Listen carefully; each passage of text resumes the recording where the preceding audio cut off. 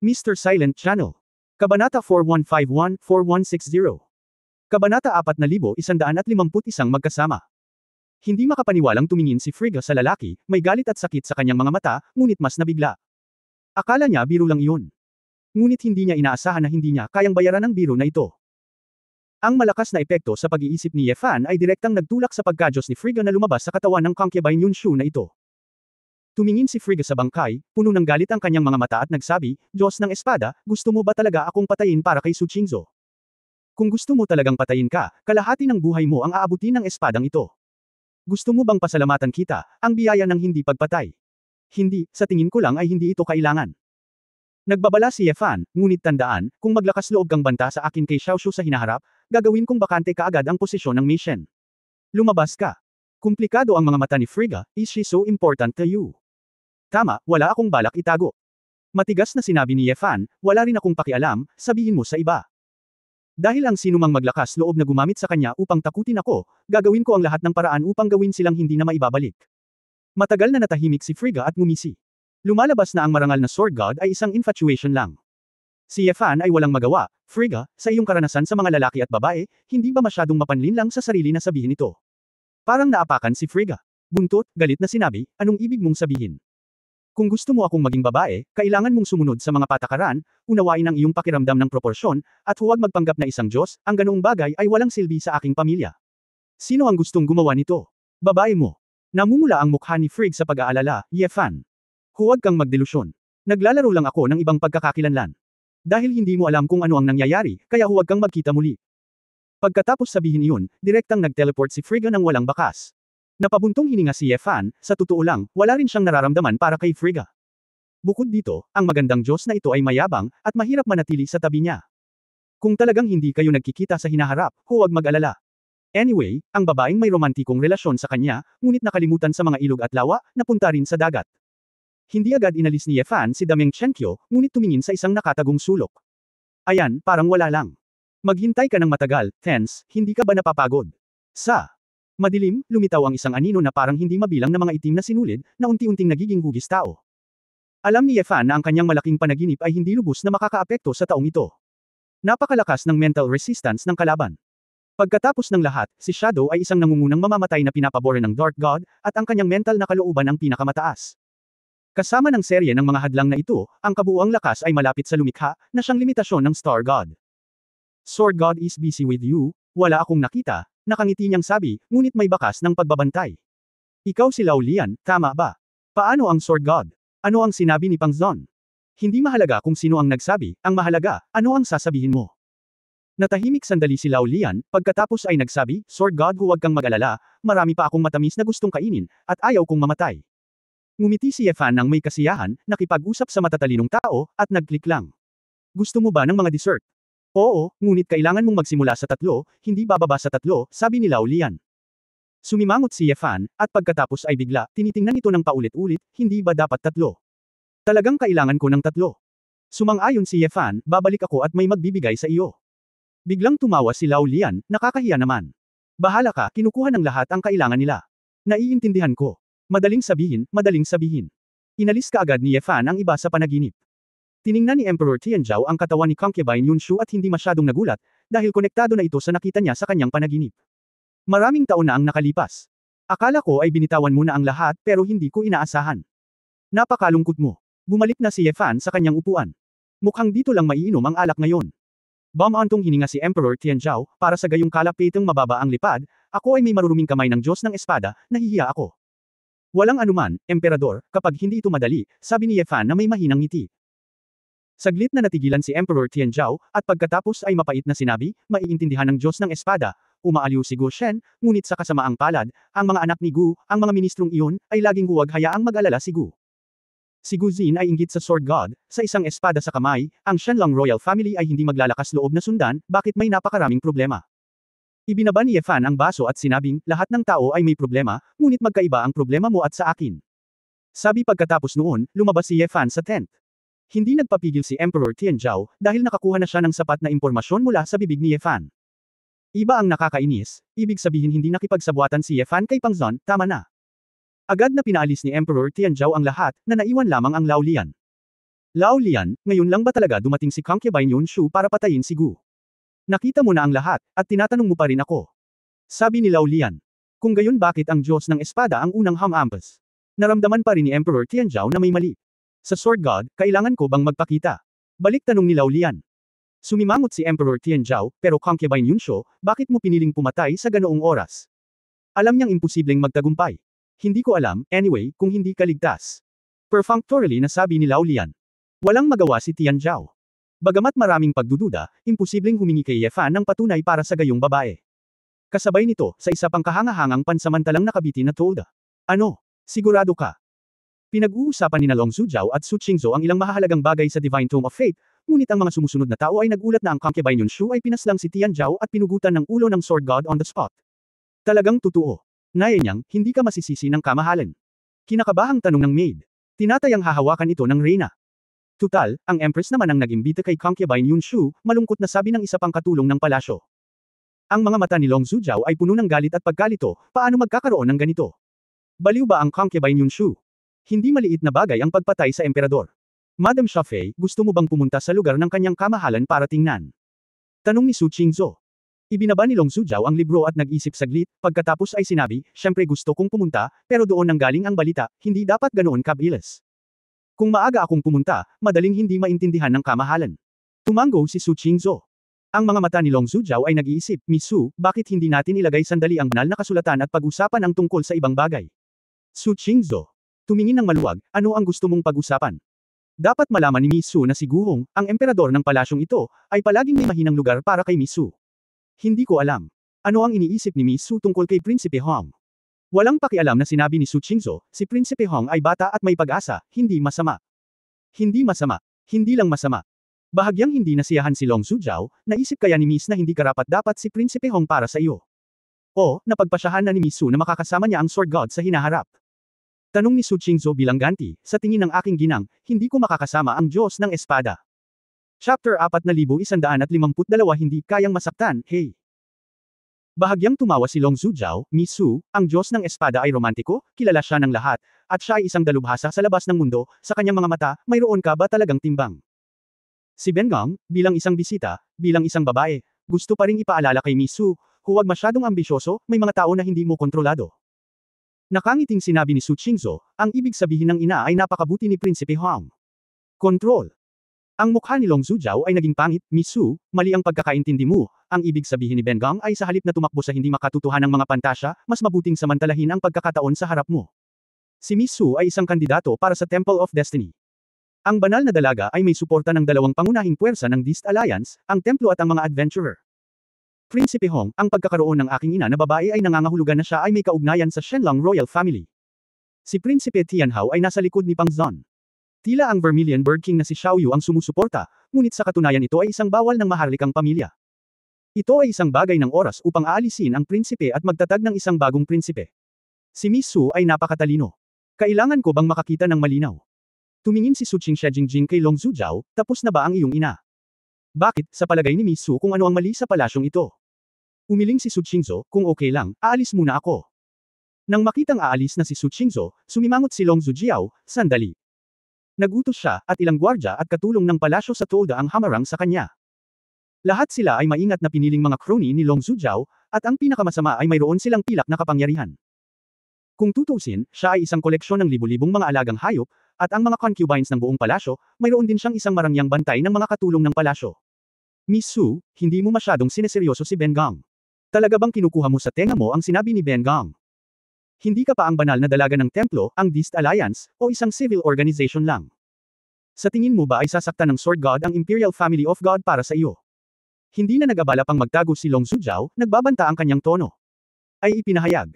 Saglit na nag-isip si Su Qingzhou, pagkatapos ay huminga ng malalim. Biglang humakbang si Su Qingzhou at naglakad papunta sa pinakamalapit na katulong ng palasyo. Manila ang pangalan mo. Ang malungkot na ekspresyon ng dalaga na si Manila ay agad na naging gulat, paano mo nalaman? 17 taon ka na sa palasyo, at may isang nakababatang kapatid na lalaki na nagngangalang Mandesa, na nakatira sa Bran, ang iyong bayan. Neil, maglingkod bilang lokal na bantay. Sa tulong mo, pinakasalan ng iyong nakababatang kapatid ang anak ng isang malungkot na lokal na maharlika at nagsilang ng isang pares ng kambal na lalaki noong nakaraang taon. Ang matanda ay Mangka, at ang nakababata ay Manny. Sa pangalan ng iyong kapatid na babae, mahal na mahal mo ang pares na ito ng mga pamangkin, at bumili ka pa ng mga bagong damit para ibalik. Puno ng takot ang mga mata ng Maynila, at hindi niya maiwasang tumingin kay Long Zhujiao, na niyang, ito. Bago pa masabi ni Long Zhujiao ang ano, tumingin muli si Su Qingzhou sa ibang lalaking gwardya, ni Yetchi, bago pumasok sa palasyo, ang kanyang orihinal na pangalan ay Nikki, dahil mayroon siyang kasaysayan ng pagnanakaw at binago ang impormasyon. Ikaw ay isang adventurer, ngunit naaresto ka rin dahil sa pagnanakaw. Ang guild ay pinatalsik. Gayunpaman, bahagi ng dahilan ay nakipagtalik ka sa babae ng iyong vice chairman, at hanggang ngayon, ang vice chairman na iyon ay nagpapadala pa rin ng isang tao upang subaybayan ka. Namula ang mukha ni guard ni Yetchi, kalokohan ang sinasabi mo. Si Su Qingzhou ay masyadong tamad na makipagtalo at pumunta sa isa pang babaeng opisyal. Lea Shackle, lihim mong nakilala ang bunsong anak ng Minister of Engineering sa pangalan ng paglabas ng palasyo para bumili ng mga gamit. Alam ba ito ng iyong fiancé sa iyong bayan? Breda, lihim itong itinatago ng asawa mo. Sa iyo, lahat ng ipon mo ay ginagamit sa isang manliligaw na si Xiao Bailian, alam mo ba? Ansel, napakaswerte mo. Nagnakaw ka ng napakaraming bagay sa palasyo at ibinente sa labas ng palasyo, ngunit hindi ka pa nahahanap. Habang tinatawag ni Su Qingzhou ang mga pangalan ng mga kasambahay at gwardya ng palasyo, ang lahat ng walang kwentang pamilya, ang pinakamapagmalasakit, at ang pinakabawal na sekreto ay nabunyag na lahat. Bigla, sa tent, lahat ay tumingin kay Su Qingzhou na parang nakakita ng demonyo. Bumalik, tumalikod. Lahat ay ayaw harapin ang babaeng ito, na parabang nilamon sila ng buhay ni Su Qingzhou gamit lamang ang kanyang mga mata at salita. Tama na. Galit na tumayo si Long Zhujiao, namumula ang mukha, Su Qingzhou, anong ibig mong sabihin? Bakit mo iniimbestigahan ang mga tagasunod ko? Dahan-daang lumingon si Su Qingzhou at malamig na tumingin sa kanya. Kasama si Long Zhujiao. Ms. Shafei, hindi mo akalain. Sila lang ang alam ko, di ba? Magiliw na nilunok ni Long Zhu ang kanyang lalamunan, at hindi nang ahas na magsalita. Naalala ko si Long Xiu bilang patriarch ng Shenlong Royal Family, tama ba? Empress Shafei. Pamilyar ba siya sa kanya? Ang mukha ni Long Zhujiao ay mapatla, ang kanyang mga labi ay nanginginig, at ang kanyang paghinga ay maikli. Ang ekspresyon ni Su Qingzhou ay lalong naging walang malasakit, habang ang figure ng babae, sa pananaw ni Long Zhujiao, ay patuloy na mas mataas at mas matangkad, at ang presyon ay tumataas din. Shafei niyang, dahil sa ilang hindi pagkakaunawaan mo tungkol sa akin, kailangan natin akong makilala muli. Ang kahaliling santo ng templo. Ang presidente ng Dest Alliance. Ang babaeng kasama ng Sword God. Ang mga ito ay walang kaugnayan. Wala akong pakialam sa lahat. Kailangan mo lang tandaan, ang pangalan ko ay Su Qingzhou, at ako ay isang taong hindi mo kailanman magugulo. Ang dulo ng ilong ni Su Qingzhou ay malapit nang dumampi sa tulay ng ilong ni Long Zhujiao. Tumingin si Long Zhujiao sa napakalalim na matingkad na mga mata, sa sobrang takot niya ay hindi siya makatayo, at diretso siyang bumagsak sa lupa, nahihiya. Si Su Qingzhou ay masyadong tamad na tumingin, tumalikod at lumabas ng maganda. Sa pagkakataong ito, ang lahat ng mga gwardya at katulong ng palasyo ay natakot na umiwas dito, at umatras sila ng 3 talampakan, hindi man lang naglakas loob na tingnan ang magandang figurang ito. Devil, ang babaeng ito, ay isang demonyo. Nanginginig si Long Zhujiao, at nalaman na nababalot siya ng malamig na pawis. Sa kabilang panig, si Su Qingzhou ay lumabas ng tent, at bago siya lumipad ng malayo, isang figure ang yamakap sa kanya mula sa likuran. Siya! Anong ginagawa mo? Takutin mo ako. Si Su Qingzhou ay hindi napigil ang tumawa at tumawa, ang lalaking ito ay kailangan pang mag-teleport sa kalawakan kapag niyakap siya nito. Niyakap ni Ye Fan ang kanyang magandang asawa, at nakangiting sinabi, naramdaman ko pa rin na hindi masyadong halata ang kapangyarihan ng emperador ng aking asawa. Ngayon ay lubos ko itong nararamdaman. Ang dominanteng ito ay halatang nagising talaga, gaya ng inaasahan. Ang aking asawa. Napangiti si Su Qingzhou, hindi sapat ang aking paglilinang, at ang batas ng tadhana ay napakadaling magdulot ng puot, kaya syempre kailangan kong itago ito ng mabuti. Ngunit huwag kang magkakamali, hindi karapat-dapat sa akin ang mga taong iyon na gamitin ang kapangyarihan ng isang emperador. Ginamit ko lang ang intelligence network ng Destor Alliance, at masusuri ko ito. Pinilit ni Ye Fan ang kanyang dila, itong Longzhiang lineage ay talagang kayang manganak. Mapang-asar na sabi ni Qingzhou. Bahagyang nagulat si Ye Fan, ang kilos at tono na ito, na wala kay Su Qingzhou noon, ay talagang iba. Malapit na, oras na para sa palabas na inayos mo. Tanong ni Su Qingzhou. Panahon na para magsimula, ngunit kung mananatili tayo rito, ito ay magiging abala, at hindi tayo maaaring mamatay ng walang tulong, sabi ni Ye Fan. Kung gayon, nakaisip ka na ba ng paraan para makatakas? Nakangiting tanong ni Su Qingzhou. Ngumisi si Ye Fan at tumawa ng malakas, Xiao Shu, bakit ka nahihiya? Lahat ay may unang pagkakataon. Dadalhin kita sa isang magandang lugar at mag-iiwan sa iyo ng magandang alaala. Direktang gumuhit ng linya si Ye Fan. Nabasag si Long Ying, at gusto niyang makipag-teleport palayo sa babae. Napatulala si Su Qingzhou, napakagatlabi, nagalit at nakakatawa, kailangan bang isipin ng lalaking ito ang dahilan para kunin siya? Kabanata 4153 Hindi makita ang pagbabago. Isang lugar ng Gobi sa mundo ng Amakusa. Tinatangay ng malakas na hangin ang dilaw na buhangin sa kalangitan, at ang nalatag na malalaking bato ay tumayo ng 1,000 metro ang taas, tulad ng hindi mabilang na malalaking kabute. Isang grupo ng mga maharlikang Shenki na dumating para manghuli, pumatay lang ng tumatakas na hayop. Itong sinumpaang tansong mundo, saan napunta ang lahat ng mga hayop na iyon. Ang blonde na batang lalaki sa napakarilag na light armor ay nakatayo sa ibabaw ng isang halimaw na punit-punit sa tiyan na may naiinip na hitsura sa kanyang mukha. Oo, tumagal ng 2 araw bago ako makahanap ng isang mahiwagang hayop. Baka maling lugar ang napuntahan ko. Ilang iba pang marangal na bata ng parehong grupo ang nagpahayag din ng kanilang depresyon. Hindi kaya maling lugar ang napili natin. Nang bumalik ang lahat na may libu-libong bronze head, kakaunti lang ang halimaw natin, hindi ba nakakahiya? Bilang. Kausap niya, may tuyong lambak sa harapan niya, at may lumabas na aura. May biktima. Ilang maharlikang bata ang sumugod na parang petang na amoy dugo. Tamang-tama, ilang mga batang amukusa ang naglalaro sa lambak. Haha, natagpuan na. Akin ang maliliit na bagay na ito. Nanguna ang blonde na batang lalaki at naghagis ng umiikot na talam, balak na putulin ang lahat ng ulo ng mga bata. Ngunit sa sandaling ito, isang dagandong ng dragon ang umalangaw sa kalangitan sa ibabaw ng lambak. Ang talam ay naharang ng isang puwersa, direktang rebound, gumuhit ng isang tuwid na linya, at pinutol ang ulo ng young master. Wala ng oras ang 7 o 8 maharlikang disipulo, at nakita nila ang isang malaking figure na nagniningas sa apoy, na sumabog sa hangin ng walang babala. Ito ay, Fire Dragon. Space Teleportation. Hindi maganda. Ito ang pamilya ng dragon. Paano ito posible? Saan nanggaling ang Bronze Civilization sa Dragon Family? Nang hindi sila binibigyan ng oras para pag-isipan ito, ang apoy na dragon na ito ay nagbukas na ng malaking bibig nito, at pagkatapos ng maikling panahon ng pagkondensasyon, umuungal ito ng may mahabang dagandong. Ang 5 gintong maharlika ay hindi nakatakas, at agad silang nalipol. Ang natitirang 2 ay malapit ng makatakas, ngunit napunit sa lugar ng matutulis na kuko ng apoy na dragon. Ng makatakas, ngunit napunit sa lugar ng matutulis na kuko ng apoy na dragon. Samantala, sa kabilang panig ng mundo. Sa malawak na kabundukan, isang matinding labanan ang nagaganap. Protektahan ang kanyang Royal Highness para umatras.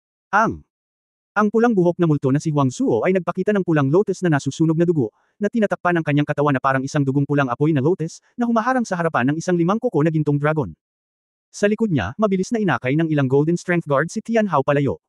Ano ang iyong tinatakbuhan? Ang marangal at marangal na Prinsipe Chi ng palasyong ito ay natatakot pa rin sa isang gintong dragon na may 5 kuko. Bilasan mo at sabihin sa maharlikang ama at magpadala ng isang master dito. Gusto ng palasyong ito na patayin ang dragon, kaya magiging interesante ang pangangaso ng dragon. Iginiit ni Tian Hao na pumunta sa kanyang sariling paraan, at lahat ay walang pagpipilian, kaya kailangan niyang gamitin ang lahat ng kanyang kakayahan sa pagtatanggol at umasa kay Huang Zuo upang tumayo sa kanyang harapan. Makipag-ugnayan din sa kampo. Ngunit pagkatapos makipag-ugnay sa wakas, natutunan ko ang isang kamangha-manghang balita. His Royal Highness. Tumakbo tayo, ang malaking bagay ay masama. Mukhang hindi nasisiyahan si Tian Hao, sa tansong sibilisasyon, ano ang maaaring mangyari? Xinglong. 2 asul na dragon ang naglalaban sa kampo. Ano? Biglang natarante si Tian Hao. Sabi mo ito ang banal na hayop na si Xinglong. Oo, at mayroong 2. Ang kamahalan at si Pangguogong ay sumilong na. Silungan. Bakit hindi ka nalang umalis? Sabihin ng naglalaban ang 2 asul na dragon, sinira nila ang porma sayon ng teleportasyon. Kung ganoon, wala bang Sword God? Siya ang lumikha, ang Asher Dragon of 9 Tribulations, at hindi niya matutulungan ang 2 Asher Dragons. Kinuha ng Sword God si President Su parang may pupuntahan siya para maging masaya. Namutla ang mukha ni Tian Hao, at pagkatapos ay tumingin kay Huang Zuo, na bahagyang nasugatan, at agad na sumigaw, bilasan mo at samahan mo ang palasyong ito pabalik. Sa oras na ito, 100 milya ang layo mula sa kampo, mayroong isang nakatagong kuweba sa ilalim ng lupa. Kinuha ni Emperor Tianzhou si Concubine Zhu, kasama si Pang Zan at iba pa, at pansamantalang sumilong dito. Paano ito? Ang labanan sa pagitan ng mga asul na dragon, ito ay isang pambihirang tanawin sa Shenkiju 10,000 taon. Bronze Civilization, bakit may 2 asul na dragon? Si Emperor Tianzhou ay mukhang nalilito at hindi mapalagay. Bagaman ang karamihan sa mga tansong mundo ay mahirap at mahina, hindi ito nangangahulugan na walang makapangyarihang mga lahi na naninirahan sa kanila. Kapag nakarating na ako, natural na darating ang Shenlong clan. Tumayo si Pang Zan sa bakana ng kuweba, pinupunasan ang kanyang hindi pa natalo na espada. Para kalmado. Bagamat hindi komportable si Emperor Tianzhou sa kanyang puso, 2 magagandang salita lang ang masasabi niya sa sandaling ito, ang tagapagtanggol ng bansa ay nagsumikap. Hindi lumingon si Pang Zan, ginagawa lang ng matandang ministro ang kanyang tungkulin. Kamahalan, huwag mo nang tanungin. Nag-aalala ako, isang emergency na mensahe ang ipinadala upang bumalik sa Diyos, at ang tagapagligtas ay dapat na nasa daan. Sabi ni Long Zhujiao. Ang teleportation array ay sinira ni Long Xiaojiushan ngayon lang. Kahit na dumating si Yu Shengyan at ang mga tao mula sa templo, kakailanganin ng maraming oras upang ayusin ito. Sumimangot si Emperor Tianzhao at sinabing kung makakabalik ang Sword God ng mas maaga, ayos lang, kung hindi. Masyadong mapanganib dito. Ang iyong kamahalan ay masyadong nag-aalala, anuman ang mangyari, ang kanyang kamahalan ay dapat naligtas, itinuro ni Pang Zunyi. Ang mga talukap ng mata ni Emperor Tianzhao ay kumaibot, at si Pang Zun ay malinaw na sinadya ang pagkakaroon ng Laolian. Ito ay malinaw na sabihin sa kanya, huwag isipin ang tungkol sa paggawa ng anumang bagay sa kanya habang ang gulo, dahil alam na niya ang pagkakaroon ng Laolian. Ngunit sa katunayan, hindi maaaring hayaan ni Emperor Tianzhao si Laolian na pumatay ng mga tao, at ito ay simula lamang ng pagpigil. Sa oras na ito, biglang nakatanggap si Long Zhujiao ng mensahe mula kay Gu Hong sa pamamagitan ng Star Map Bracelet. Kamahalan. Sinabi ni Gu Hong na nakatagpo siya ng 25 kuko na gintong dragon, at siya ay nakulong at mahirap na makatakas. Nakikiusap ako sa kamahalan na iligtas siya. Ano? Dalawa pa. Napakaraming Divine Dragon Race. Mataimtim na sinabi ni Pang Zun, hindi nakakagulat na nawawala ang mga bronze species dito, marahil dahil nakita sila ng isang grupo ng mga banal na lahi ng dragon at pansamantalang tinirahan dito. Kung hindi nila alam, ang Divine Dragon Race ay hindi makikinig kay Commander, akala nilang lahat ay isang taong nagplano ng balak. Nakakalungkot na hindi nila alam na nag-evolve ang grupong ito ng mga Divine Dragon dahil sa pabor ng isang tao, at natural na naiiba sila sa mga ordinaryong Wild Divine Dragon. Kamahalan. Bilasan mo at iligtas ang emperador. Walang pakialam si Long Zhujiao dito, kung wala na ang kanyang anak, ang pangarap niyang maging Empress Dowager ay lubos na mawawalan ng kabuluhan. I-save. Sino ang gusto mong ipadala ni Gu para iligtas siya? Galit na sinabi ni Emperor Tianzhao, kailangan mo bang ipagsapalaran ang 2 asul na dragon at tumakbo ng libu-libong milya upang iligtas siya? Ngayon lahat ng partido ay humihingi ng tulong, maaari ka bang maligtas? Tahimik din ang isang grupo ng mga gwardya, ang 2 asul na dragon ay nag-aaway sa labas, ang langit ay napunit, at ang kulog ay napakalakas. Ang paglabas ngayon, hindi banggitin ang pagliligtas ng mga tao, ang lahat ng ito ay isang tanong kung maaari kang makawala. Ang isang random na kulog o isang hangin ay maaaring pumutok sa kanila sa abo. Hindi alam ni Long Zhujiao ang gagawin, bigla niyang nakita ang maikling buhok na batang babae na nakatayo sa tabi niya, at nagmamadaling umakyat para magmakaawa. Girl, isa ka bang lingkod ng Sword God? Maaari mo bang kontaken ang Sword God? Mabilis na hilingin sa Sword God na bumalik at iligtas ang pinakamatandang prinsipe. Ako ay mula rin sa Shenlong Royal Family, kami ay isang pamilya. Sabi ni Long Choxi na may pagtingin sa kanyang mukha. Walang magawa, naya niyang, pasensya na, ngayon lang ako naging entourage ng Patriarch, at hindi ko alam kung paano ko kontaken ng Patriarch. Ang mga mata ni Zhu Fei ay puno ng kawalan ng pag-asa, at hinaplos niya ang batong pader gamit ang isang kamay, halos hindi na makatayo. Imperial Father, ililigtas ng anak na ito si Brother Huang. Sa sandaling ito, biglang tumayo si Xinghe na may matatag na ekspresyon. Natigilan si Long Zhujiao, hindi niya akalain na ang ikasyam na prinsipe, na hindi kailanman minamaliit sa kanya, ay ang tanging handang tumayo. Baliw ka ba? Naghahanap ng kamatayan. Pinagalitan ni Emperor Tianzhao, sa tingin mo ba ay may anumang silbi ang iyong gininto ang paglilinang sa harap ng tunay na Qinglong? Sa oras na iyon, marami ring natutunan ang anak ko sa sneak rescue skills. May karapatan si Brother Huang na nandoon, kaya dapat ay ligtas siya pansamantala, ngunit masyadong mapanganib para sa 2 dragon na mag-away, kaya hindi ako nangangahas na kumilos ng padalos-dalos. Kunin ang imperial na kapatid para humanap ng paraan para mabuhay, hindi mo kailangan ng malakas na kalaban. Ang mga mata ni Emperor Tianzhao ay komplikado, hindi ibibigay sa atin ng pamilyang Shenlong ang mukha ng maharlikang pamilya, takot ka ba talaga sa kamatayan? Iniisip ko lang na hindi makikita ng kapatid ko ang kamatayan. Huwag mo itong iligtas, matigas na sabi ni Xinghe. Lahat ng nasa eksena ay tumingin kay Xinghe na may kakaibang mga mata, at maging si Zhu Fei ay naantig na takpan ang kanyang mukha at umiyak. Nag-alinlangan sandali si Emperor Tianzhao, tumingin kay Zhu Fei, pagkatapos ay tumingin kay Xinghe, at sinabing, okay, mag-ingat ka, huwag kang matapang, o bumalik kung hindi mo na kaya. Si Xinghe ay same time na sumaludo, sinunod ng anak ko ang utos. Siya walang katarantaduhan, lumipad ang espada mula sa butas. Hindi nagtagal, isang figure ang mabilis na sumunod sa likuran. Lumingon si Xinghe at mukhang nagulat, Miss Chu Shi. Bakit ka nakipagsabayan? Sinabi ni Long Choxi, ikasyam na prinsipe, sasama ako sa iyo. Magkapantay tayo ng lakas, at dapat tayong maging mas ligtas. Pero, bahala ka, ayoko lang palalampasan ang magandang pagkakataon. Magandang pagkakataon. Oo, wala akong lakas na panoorin ang labanan ng Shenlong clan, ang labanan ng Qinglong, at ang 5 kuko na gintong dragon. Nakikita mo ito, tama. Lumiwanag ang mga mata ni Long Choxi at sinabing, ako ay mula sa Shenlong clan, marahil ang 9 na pagbabago ng Shenlong ay maaari ding mapabuti. Mas kaunti. Narinig ito ni Xinghe, ngunit hindi na siya makatanggi, sinabi niyang, salamat, nang nakangiti. Nag-init ang mukha ni Long Choxi, ngunit dahil sa kanyang maitim na balat, wala siyang makitang pagbabago. Kabanata 4154 na ano ang larawan? Kabanata 4154 na ano ang Sa Bronze World, ang mga kakayahan ng mga gintong karera at monghe na ito ay nadagdagan sa pagbabalat kayo. Maaaring tumagal ng kalahating buwan upang maabot ang distansya, ngunit tumagal ng higit sa isang araw upang tumawid. Naramdaman ni Xinghe at Long Choxi ang mataas na intensity ng fighting pressure sa unahan, at agad na pinaghiwa-hiwalay ang kanilang mga posisyon. Ang dalawa ay naglapana mula sa mga gilid, sinusubukan ng kanilang makakaya upang maiwasan ang pangunahing lugar ng labanan ng 25 Clawed Golden Dragon. Sa ilalim ng matarik na burol, nakita ni Xinghe si Gu Hong na kumukupkop. Isang babaeng gwardya lang ang naiwan sa tabi ni Gu Hong. Silang dalawa ay puro guti-guti na damit, gulong-gulo, at hiyang-hiya. Kuya-kuya, kamusta? Ika-9 na nakababatang kapatid. Nakita ni Gu Hong si Xinghe na may masayang ekspresyon sa kanyang mukha, pinapadala ka ba ng maharlikang ama upang iligtas ako? Maaari bang dumating si Duke Pang?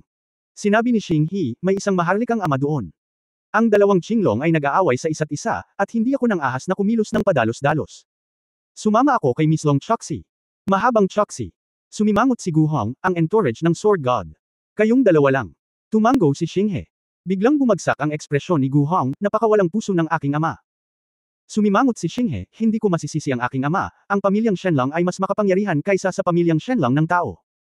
Narinig ko ang tungkol dito sa akademya, kahit na ang mga Fire Dragon at ang 5 Clawed Golden Dragons ay kadalasang nakakakontrol sa espasyo at hindi mahuhulaan. Ang aking ama ay hari ng isang bansa pagkatapos ng lahat. Kung siya ay magkaroon ng anumang aksidente, ang maharlikang pamilya at ang imperyo ay maaaring magulo. Malamig na ngumuso si Gu Hong, kaya tama. Talagang nagmamalasakit ang ating kamahalan sa pangkalahatang sitwasyon. Your Majesty, His Royal Highness Xinghe and that Miss Long are all swordsmen with golden cultivation, at maituturing silang malaking tulong, paalala ng babaeng guard sa tabi. Pinaikit ni Gu Hong ang kanyang mga mata at ipinatong ang kanyang mga kamay sa mga balikat ni Xinghe. Ika-9 na kapatid, kung makakabalik ka ng ligtas sa pagkakataong ito, ang haring ito ay magpo-propose sa ama at magpapakanenones sa iyo bilang isang prinsipe. Hindi makakalimutan ng haring ito ang iyong kapatiran. Kung panganay na kapatid, magkapatid tayo, nakangiting sabi ni Xinghe. Si Gu Hong ay mukhang medyo naantig, at tumango ng nakangiti. Kuya, kahit na hindi namin mapipigilan ni Miss Long ang 5 kuko na gintong dragon, hindi dapat maging problema ang pagtakpan para sa iyo. Napatingin si Xinghe kay Huaizan na gumagamit ng misteryosong payong sa di kalayuan. Hindi ko lang alam kung makukuha mo ang pagkakataong umalis dito. Agad na sinabi ng babaeng gwardya, huwag kang mag-alala, kamahalan, ngayon ay si Lord Huaizan ang hindi maabala ng gwardya. At ang 2 Golden Dragon na iyon na may 5 kuko ay madalas na nakateleport sa kalawakan dahil hindi ako sapat. Upang mapanatiling komprehensibo ang prinsipe. Kung makakapagbahagi kayong dalawa ng ilang mga gawain sa pagtatanggol para kay Lord Huaizan, at hayaan ang mga tao ng Huaizan na lumaya. Kahit na oras na ng tsaa, maaari kong alisin ang prinsipe dito. Mukhang nag-aalangan si Xinghe. Tumulong sa depensa, wala akong problema, si Miss Chu Shi, hayaan siyang nasa panganib, hindi ko alam. Zhou Xian. Sinaway ni Gu Hong ang babaeng gwardya sa oras na ito, anong masamang ideya ang naisip mo? Kung gaano kabangas ang Divine Thunder at kangyan ng 5 Clawed Golden Dragon, parang hindi mo pa nakita. Kahit na si Xinghe ay isang Golden Cultivator, ilang beses niya kayang tiisin ito. At ang babaeng iyon ay isang Sword God, kung sasaktan mo siya, ang espada ay ano ang dapat sisihin ng mga Diyos. Napabuntong hininga si Zhou Xian, iniyuko ang kanyang ulo at sinabing, ang mga nasasakupan ng hindi isinasaalang-alang. Matigas na sinabi ni Gu Hong, ika-9 na kapatid, kung makakarating ka, ang haring ito ay kontento na, at ang biyayang ito ay hindi malilimutan. Kami ng kapatid mo, bumagsak ako sa puntong ito. Kasalanan ko na hindi ako magaling sa pag-aaral, at hindi ko naabot ang antas ng ginto. Talagang delikado dito. May isip ng haring ito ang paraan. Dapat mauna ka. Kuya, dahil nandito ako, gagawin ko ang lahat para iligtas ka. Tutulungan ko si Huaizan. Kung may pagkakataon ka, tumakas ka. Pagkatapos sabihin iyon, pinalakas ni Xinghe ang kanyang cultivation at nagmamadaling lumabas na may hawak na espada. Si Long Choxi sa kabilang banda ay tila may napansin din at pinatay siya. Your Highness, nandito ako para tulungan ka. Miss Chu Shi. Salamat sa emperador. Sa kritikal na sandali, hindi maginhawang magsalita pa, mabilis na dumating sina Xinghe at Long Choxi kay Huaizan. Napansin na ni Huaizan na paparating ang dalawa, at malakas na sinabi, ang 2 dragon ay hindi nakikipaglaban sa atin, ngunit sina Shenlei at Kang Yan ay agresibo, at kung minsan ay gumagalaw ang kalawakan, kaya mahirap bantayan ito. Hindi ka dapat mag-assume ng attacking stance, defend the side, and I will deal with the front. Si Xinghe at Long Choxi ay may talento na, at alam nila kung saan sila nakatayo at kung ano ang kanilang gagawin. Sa larangan ng digmaan, ang lakas ng hangin ay umuungal ng marahas anumang oras. Iyon lang, ngunit ang mapanirang kapangyarihan ni Shenlei at Kang Yan ay masyadong kamangha-mangha, at ang kapangyarihan sa ibaba ng ginto ay hindi maaaring pagsamahin. Sa sandaling tumayo ang dalawa, na-neutralize nila ang ilang thunderbolts gamit ang kanilang mga espada. Pagkaraan ng ilang sandali, naramdaman nilang dalawa na nanginginig ang mga kamay na may hawak ng espada. Ito rin ay dahil hindi sila pinuntirya ng dalawang dragon, dinanas lang nila ang pagkatapos ng pag-atake. Nakita ni Zhou Xian na may nabuong harang sa likod, at agad na dinala si Gu Hong sa kampo para tumakas. Panginoon, hindi ko inaasahan na ang ikasyam na prinsipe ang dumating upang iligtas ka. Sino pa ba ang handang maging kapatid ng prinsipe na ito maliban sa hanggal na ito? Ang ikasyam na prinsipe ay ipinanganak sa maling pamilya. Nagsisisi si Zhou Xian. Oo, ipinanganak sa maharlikang pamilya, ang kanyang kabaitan ay ang orihinal na kasalanan. Nanlamig ang mga mata ni Gu Hong, at sinabi niya, Zhou Xian, hayaang umatras kaagad si Wei Zon. Ngayon, nagulat si Zhou Xian, kung wala ang siyam, babalik ang prinsipe. Maaari mong garantiya na ang 25 kuko na gintong dragon ay hindi may teleport mula sa kalawakan. Si Wei Zon ay malayo sa haring ito. Paano kung ang haring ito ay atakihin? Walang pagpipilian si Zhou Xian kundi ipasa ang balita. Matapos matanggap ang utos, bahagyang bamantong hininga si Wei Zon sa likuran, His Royal Highness Xinghe, umalis na rin tayo. Pagkatapos niyang magtapat ay mabilis siyang umalis sa pwesto. Sina Xinghe at Long Choxi ay matigas ang ulo na lumalaban, nalaman lamang na si Wei Zon ang unang tumakbo. Ang pangunahing puwersang nagtatanggol sa likuran ng palasyo ay binawi, paano nila harangin ang isang nakakatakot na kapangyarihan ng dragon. Ang pressure ay biglang tumaas, at ang dalawa ay maaari lamang tumakas pabalik sa pagmamadali. Gayunpaman, hindi sila Star Gods pagkatapos ng lahat. Sa ganitong mapanganib na larangan ng digmaan, okay lang na maging katulong. Kung gusto mo talagang pumunta at umalis ng malaya, imposible. Ito rin ang dahilan kung bakit hindi nagawang dalhin ni Zhou Xian si Gu Hong sa mahabang panahon. Nakikita na sa lahat ng direksyon, mayroong yelo, apoy at kulog at kidlat sa lahat ng dako, nagngangalit at nagkukumahog, at pakiramdam ng dalawa na ang kamatayan ay darating anumang oras. Sa desperasyon, nakatakbo na lang silang dalawa sa bangin kung saan naghihintay lang si Lonely Hang na makatakas pansamantala. Paano nangyari ito? Bakit gustong tumakbo ng misteryosong lalaking payong? Galit na galit si Long Choxi kaya hindi niya ito maintindihan. Hindi ba't mas mabuti na ang lahat ay dahan-daang umatras ng sama-sama? Dapat si Kuya ang unang nagpaalis sa kanya, para maprotektahan niya siya mula sa paglikas. Agad na naintindihan ni Xinghe. We are trying our best to protect him, gusto ba niyang mamatay tayo dito? Selfish ghost. Nagmura si Long Choxi. Kaya nga, lagi kong ayaw na sumama ka sa akin. Magkapareho ang mga personalidad ng panganay kong kapatid at tatay ko. Ngumiti ng mapait si Xinghe. Alam mo na iiwan niya tayo. Wala akong lakas ng loob na sabihin ng 100%, malaki lang ang posibilidad, magiging ganito, mahinahong sabi ni Xinghe. Hindi makapaniwala si Long Choxi, kahit na, pumunta ka pa rin para iligtas siya. Kung talagang iiwan niya ako at walang awa, hinding-hindi ko ibibigay ang buhay ko para iligtas siya sa hinaharap. Pero desisyon ko na iligtas ang kapatid ko, walang masisisi sa iba, Xinghe Road. Napuno ng hindi makapaniwala ang mga mata ni Long Choxi, wala pa akong nakitang kasing tanga mo, kaya ano ang hinahanap mo? Isang malinis na budi. Umirap si Xinghe. Napabuntong hininga si Long Choxi sa kanyang lalamunan, at sa wakas ay napabuntong hininga na lamang siya. Narinig ko mula sa aking ina na ang pinakamalupit na pamilya ng imperial ay ang pinakamalupit na pamilya ng imperial, at ang mga anak ng maharlikang pamilya ay malamig ang dugo. Pagkatapos kitang makilala, akala ko isa itong chismis. Ngayon naiintindihan ko na, hindi nagsinungaling sa akin ang nanay ko, buong pamilya mo, ikaw lang. Saglit na natigilan si Xinghe, hindi alam kung tatawa o iyak, Miss Chu Shi, hindi mo ba alam na espesyal ka rin? Ako paano magkakaroon ng... May narinig si Long Choxi na kakaiba sa kanyang puso, at agad itong itinanggi. Isang banal na kulog ang bumagsak at sumabog sa hindi kalayuan. Boom! Malakas na shockwave ang bumulaga sa kanilang dalawa. Kung may bahagyang paglihis, dalawang tao ang maaaring malubhang masugatan o mapatay pa. Hindi ka maaaring umupo, kahit na mapanganib, kailangan mong tumakbo. Mataimtim na sabi ni Xinghe. Halika, mamamatay ka ng paalang at patayo. Kinagat ni Long Choxi ang kanyang mga ngipin. Bumangon ang dalawa at sabay na sana aalis, ngunit bigla nilang nalaman na yumanig ng husto ang lupa. Umuungol. Biglang gumuho ang lupa, gumuho ang bundok, at ang dalawa ay direktang nasangkot sa lupa. Kabanata 4155 ay hindi ang layunin. Ang dalawa sa kanila ay palaging nakatitig sa kapangyarihan ni Shenlei at Kang Yan, ngunit hindi nila pinansin ang kapangyarihan ng lupa ng pamilya Shenlang, at inilipat nila ang mga bundok at ibinalik ang dagat. Mabuti na lang at pareho silang may gininto ang cultivation base, at makapal at mataas ang kanilang dugo. Bagamat nabasag sila ng mga malalaking bato, hindi nila kailangang mag-alala tungkol sa kanilang buhay. Miss Chu Shi. Gumapang si Xinghe mula sa tumpok ng mga durog na bato at sumigaw. Dito. Isang espada ang tumusok mula sa ilalim ng buhangin, at si Long Choxi ay inalog ang malaking bato gamit ang kanyang lakas ng espada, na inihayag ang kanyang maruming mukha. Hindi napigilan ng dalawa ang matawa nang makita ang disgrasyadong mukha ng isa't isa. Matapos silang manahimik, natuklasan ng dalawa na nahulog sila sa isang malaking butas. Mayroong iba't ibang mga sipi na umaabot sa lahat ng direksyon, tulad ng isang sapot sa ilalim ng lupa. Napabulala si Xinghe, hindi ko inaasahan na may kuweba dito. Kung hindi dahil sa lindol na dulot ng Shuanglong, hindi ko talaga ito mahahanap. Mukhang libu-libong talampakan ang lalim, at ang labanan sa labas ay mas maliit, sabi ni Long Choxi. Siguro maiiwasan natin ang larangan ng digmaan mula sa ilalim ng lupa na magiging mas ligtas. Tumango si Long Choksi, palagay ko rin. Sa pag-abot ng isang pinagkasunduan, ang dalawa ay nagsimulang mag-explore sa ilalim ng lupa ng magkasama. Makalipas ang kalahating oras, may ilang hininga ng buhay na biglang dumating mula sa harapan. Itinaas ng dalawa ang kanilang pagbabantay, at nang pumasok sila sa isang napakalaking espasyo, hindi nila maiwasang mapang-anga. Sa harap ko, may daan-daang mga Amakusa na nakadamit ng mga primitive na damit, nakatira dito kasama ang kanilang mga pamilya. Nalaman ng mga taong Amakusa na ito na ang mga tagalabas ay sumalakay, at ang ilang mga lalaki sa angkan ay kumuha ng mga espada, baril at patpat at naghanda upang lumaban. No wonder wala akong nakitang bronze figure sa labas. Underground pala. Marahil ang Shenlong clan ay pumasok sa mundong ito at napilitan silang magtago. Ang dalawa sa kanila ang biglang nalaman ang mga pagdududa sa mundong ito. Kakaiba, bakit kailangan pa nilang manatili dito? Puro bato, saan ba ang pinagkukunan ng pagkain nila? Tulad ng pagtataka ni Long Choksi, may natuklasan si Xinghe.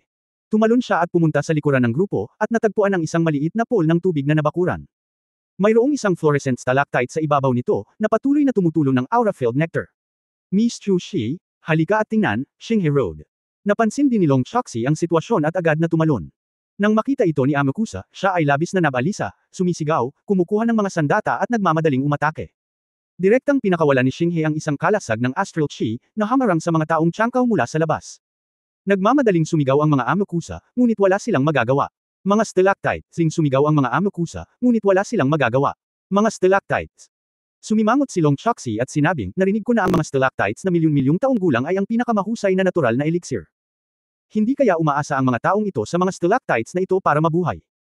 Ito ay hindi isang ordinaryong stalactite, ito ay dapat na kaguluhan. Ang stalactite, na pinalamutian ng kapangyarihan ng kaguluhan, ay ang pinakamahusay sa pinakamahusay. Ang nectar na tumatagos dito ay ang natural na tonic pill ng cultivator, at ang bawat patak ay ang asensya. Ipinaliwanag ni Xinghe, ang bagay na ito sa black market, walang lakas ng star god, at wala kang mga kwalifikasyon para bilhin ito. Natigilan si Long Choksi, napakahalaga nito. Oo, ngunit ang mas mahalagang bagay ay nasa pool na ito. Paalalahanan, noon lang natuklasan ni Long Choksi na may pangit na, white mushroom, sa ilalim ng pool. Kalahati ng taas ng tao, baluktot ang hugis, parang bato pero hindi bato, parang fungus pero hindi fungus. Ano ito? Kung tama ang hula ko, ang bagay na ito ay Tai Soy, tinatawag ding Rulingzi. Xinghe Road, minsan akong nakakita ng halaman sa collection hall ng akademya. Anumang lubhang lason, hanggat nakasalubong nito ang Tai Soy, ang lason ay mawawala. Ang iba't ibang Tai Soy ay may iba't ibang epekto, ngunit ang Tai Soy sa tubig, karamihan sa kanila ay may epekto ng paglilinis. Natigilan si Long Choksi, no wonder, iniisip ko pa rin, napakahina ng mga taong ito sa langit, hindi sila malalason sa kapangyarihan ng kaguluhan kapag umiinom sila ng nectar dito. Nagkataon lang na tumubo ang isang Tai Soy, na nag-aalis ng lason sa nectar, na nag-iiwan lamang ng mga sangkap na kapaki-pakinabang sa mga tao. Xinghe Road, sa magulong stalactite na ito at Tai Soy, ang mga taong ito mula sa Amika ay maaaring manirahan dito mula sa henerasyon hanggang sa henerasyon. Ang napabuntong hininga ang dalawa ng may damdamin, nakatingin sa Tai Soy at sa stalactite, at medyo nalungkot sila. His Royal Highness, gusto mo bang kunin ang dalawang kayamanan na ito? Nagtanong si Long Choksi, ang dalawang ito ay napakalaking tulong din sa iyong paglilinang, tama ba? Ngumiti si Xinghe, kahit na gusto ko ito, kung aalisin ko ito, ang mga taong tiyangkaw na ito ay hindi mabubuhay. Napakadelikado sa labas, maaaring ang mga taong ito na lang ang natitirang tribo sa mundong ito. Sumimangot si Long Choksi, kahit walang pamilyang Shenlong, lalabas sila, siguradong hahabulin sila. Napabuntong hininga si Xinghe, oo. Para sa amin, ang kayamanan na ito ay isang kasangkapan lamang para sa paglilinang, ngunit ito ay lahat ng kanilang pag-asa. Ngumiti si Long Choksi at tumingin sa kanya, alam ko na. Hindi mo gagawin ito, pagkatapos ng lahat, hindi pa ako nakakita ng isang mabait na tao na mas tanga, kaysa sa iyo. Hindi napigilan ni Xinghe na matawa, ito ba ay isang papuri sa akin, o isang pinsala sa akin? Kung gayon, depende ito sa iyong iniisip, bahagyang ngumiti si Long Choksi, fair na, ang mga taong ito sa langit ay mamamatay. Nag-alinlangan si Xinghe, at biglang ibinaba ang kanyang espada. Tinadtad ng talim ng espada ang isang maliit na piraso ng Tai Soy, kasing laki ng isang itlog, at nahuli ni Xinghe. Anong ginagawa mo? Tanong ni Long Choksi. Ang Tai Soy ay pumutol ng isang maliit na bahagi, hindi ito masisira, at sa pamamagitan ng pagsasanay, maaari itong unti-unting lumaki. Sinabi ni Xinghe, ang aking ina na babae ay bihasa sa ilang pharmacology, at ang kanyang paglilinang ay hindi pangkaraniwan. Kung natanggap niya itong Tai Soy, dapat niyang malaman na ako ay napakasaya. Ito pala ay para sa iyong ina, akala ko ito ay para sa akin, sabi ni Long Choksi.